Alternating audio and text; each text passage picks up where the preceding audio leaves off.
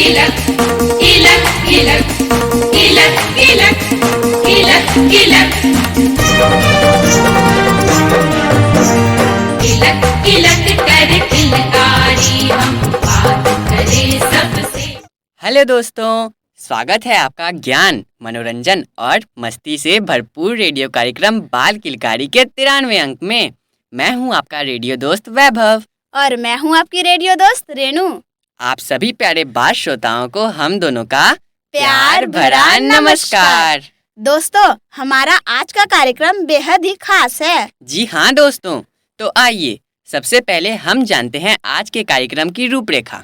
आज सबसे पहले हम जानेंगे अच्छी संगत यानी कि सत्संगति के बारे में। उसके बाद हम सुनेंगे एक प्यारा सा गीत। उसके बाद हम सुनेंगे एक सुंदर सी कविता।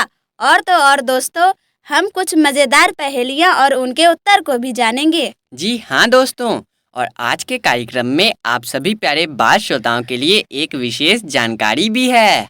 अरे हाँ वैभव, बिल्कुल सही कहा तुमने। मुझे तो मन कर रहा है कि अभी ही बता दूं। अरे नहीं नहीं रेनू, अभी बता देंगे तो मजा ही नहीं ना आएगा। पहले कार्यक्रम की शुरुआत तो करो। तो बिना वक्त गवाए हम आज की कार्यक्रम की शुरुआत करते हैं और जानते हैं सत्संगति के बारे में। मेरा नाम स्वीटी कुमारी है।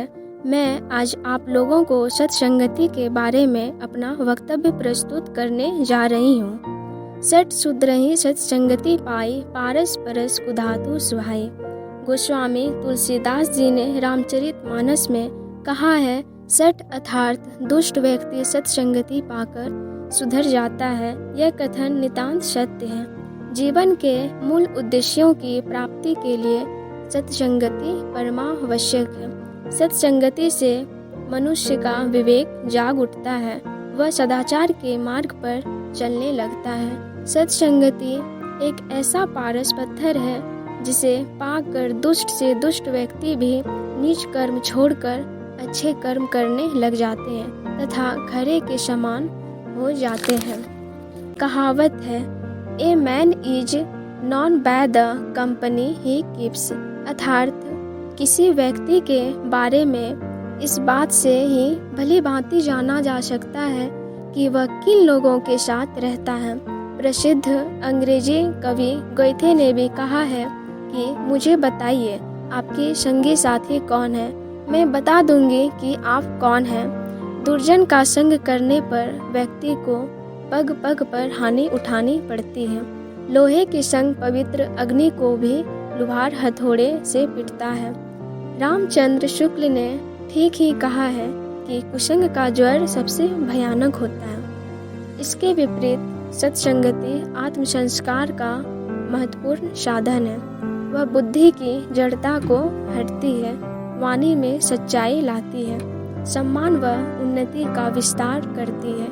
इस संबंध में महाकवि कबीर जी ने कहा है, कबीरा संगत साधु की हरे और की व्याधि, संगत बुरी असाधु की आठों पहर उपाधि।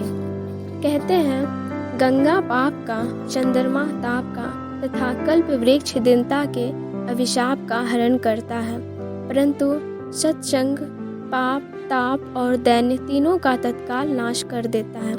इसलिए महान पुरुषों का सत्संग समस्त उत्कृष्ट अमूल्य पदार्थों का आश्रय, कल्याण और संपत्ति का हेतु तथा समस्त उन्नति का मूल कहा जाता है। मानव जीवन की आकांक्षा रहती है कि जीवन में सुख, शांति, समृद्धि, उन्नति, संतुष्टि हो, लेकिन यह तभी संभव है यदि वह कुसंगति का त्याग कर सत्संगति का वरण करे।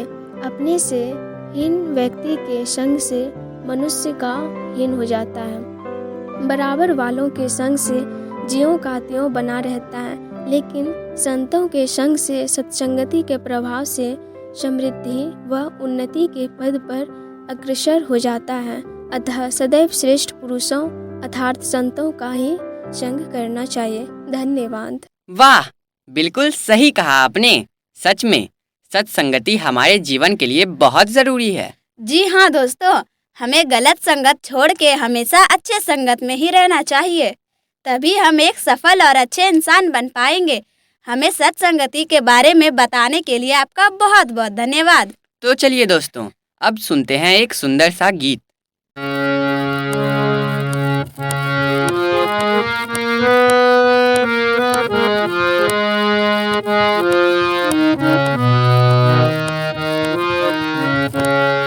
दया कर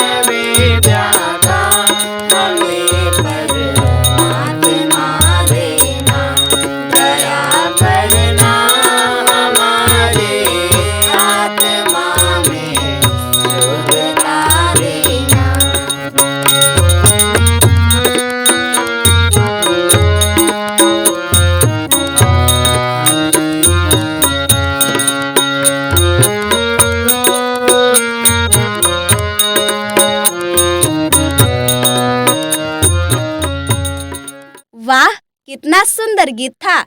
वातावरण तो एकदम मंत्रमुग्ध हो गया। बिल्कुल सही कहा तुमने रेनू।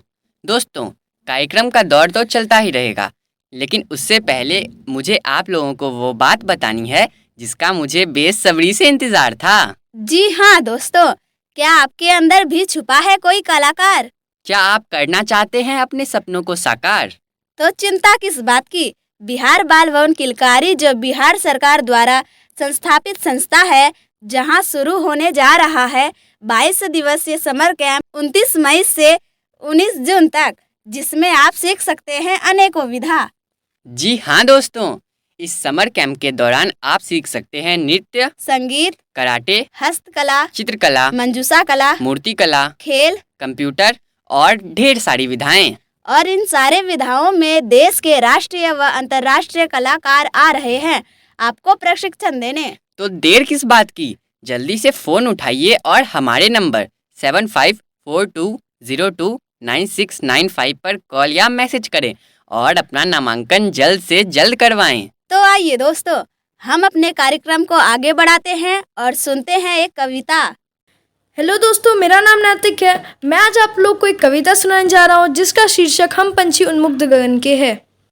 हम पंछी उन्मुक्त गगन के पिंजर बंद न गा पाएंगे, कनक तीलियों से टकराकर पुलकित पंख टूट जाएंगे। हम बहता जल पीने वाले मर जाएंगे भूखे प्यासे, कहीं भली है कटुक निबोरी कनक कटोरी की मैदा से। स्वर्ण श्रृंखला के बंधन में अपनी गति उड़ान सब भूले, बस सपनों में देख रहे हैं तरु की फुनगी पर के झूले। ऐसे थे अरमान की उड़ते नील गगन की सीमा पाने, लाल किरण सी चोंच खोल चुगते तारक अनार के दाने। होती सीमाहीन क्षितिज से इन पंखों की होड़ा होड़ी, या तो क्षितिज मिलन बन जाता या तंती सांसों की डोरी। नीड़ न दो चाहे टहनी का आश्रय छिन भिन कर डालो, लेकिन पंख दिए हैं तो आकुल उड़ान में विघ्न न डालो। धन्यवाद।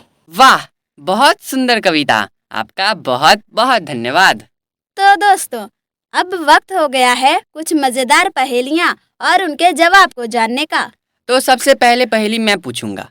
तो बताओ रेनू, वो कौन सी ऐसी खाने की चीज है जिसे खाने से पहले उसे तोड़ा जाता है?